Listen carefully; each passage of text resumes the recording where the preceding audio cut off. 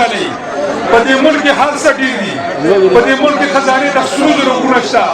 موږ له الله تعالی اوبه راکړي دي موږ له کویله راکړي دي موږ له زمرود راکړی څه کمی پکې نشته خو په موږ باندې اویا کاله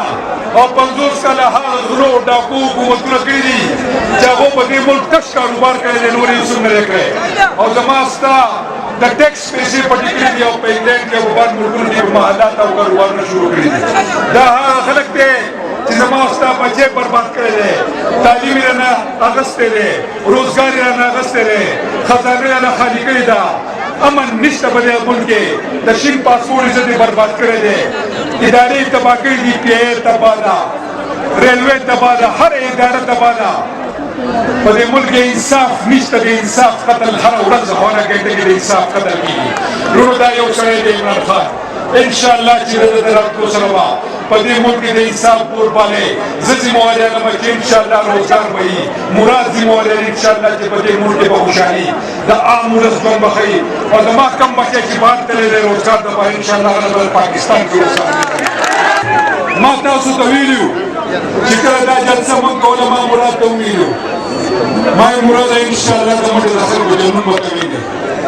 او تاسو ته ما خبره بار بار په هر تقریر کې کړې وه چې انشاءالله د 25 جولای نه مخکې په 20 جولای چې موږ کومه جلسه کوو نو دا به د دې خلکو په مخونو باندې موږ تورې اړو د دوی مخونه به په دې توره کې پټو او انشاءالله په 25 جولای باندې شکست ورکوو دا د دې لپاره نه وه چې په دې کې به نواز شریف راځي هغه به په موږ باندې بریالي دی او بیا به خپل لور په موږ باندې مسلط کوي دا موږ د دې لپاره نه وه چې په دې کې به پټرول صاحب راځي او د هغه خاندان اخر کې به سرګرداني ډاکو ته دا شی میلاویږي دا د دې لپاره نه وه چې د پاچا خان نه به شروع کېږي او د اسفندیار ولي پورې او د احمد ولي پورې دا د پلان دی کې به په دې کې راځي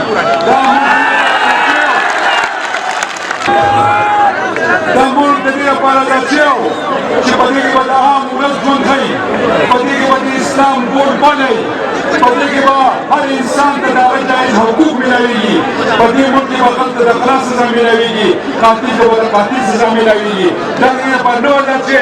چې دا ډاکوان به راځي او زما ستا مال به روکوي انصاف به نه میلاویږي په تاڼو کې به ظلمونه کېږي په عدالتونو کې به ظلمونه کېږي دا د دې لپاره نه و دغه شی ذات شوی دا د اسلامي فلاح ریاست مملکت په نوم باندې د قائد اعظم محمد علي جناح په سربراهۍ کې په 1947 کې آزاد شوی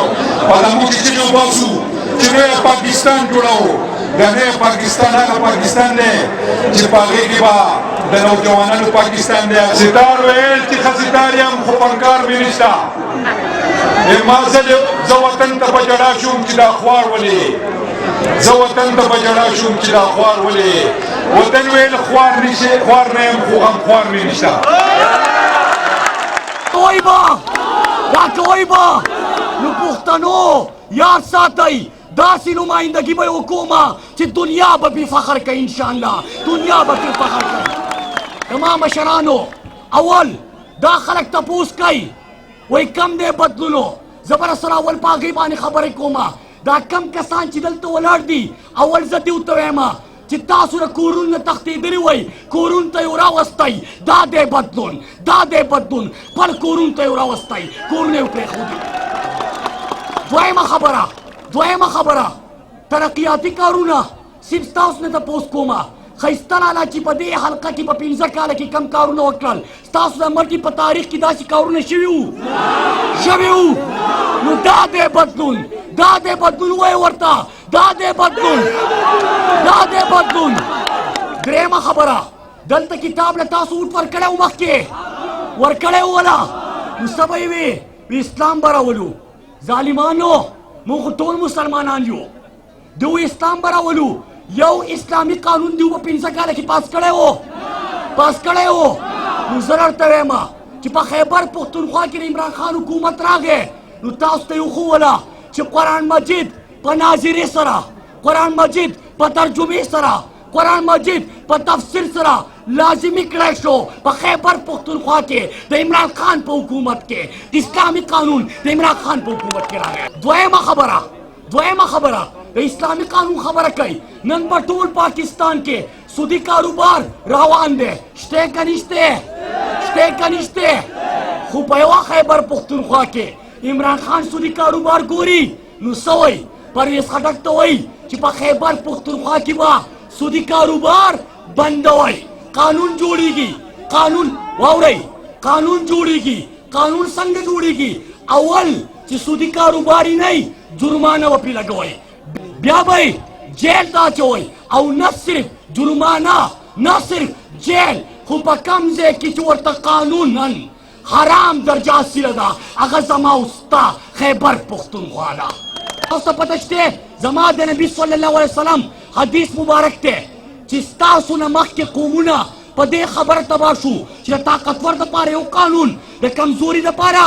بل قانون چې قانون بدلی میانه روي نه انصاف نه ظلمي تفریقي تقسیمي هغه معاشره تباه کیږي نو عمران خان څه وکړل یو طرف ته انګلیش میډیم بل طرف ته اردو میډیم نو اوس ماله جواب راکئ چې یو طرف ته په سرکاري سکول کې د غریب بچی سبق وای بل طرف ته په انګلیش میډیم کې د مالداره بچی سبق وای خو د خان دپاره د نواب دپاره د جج دپاره د جرنیل دپاره ایکسن ټایپ بیکن هاوس ټایپ سکولونه جوړ شوي نو څنګه به مقابله کوي د غریب بچی به مخکې څنګه ځي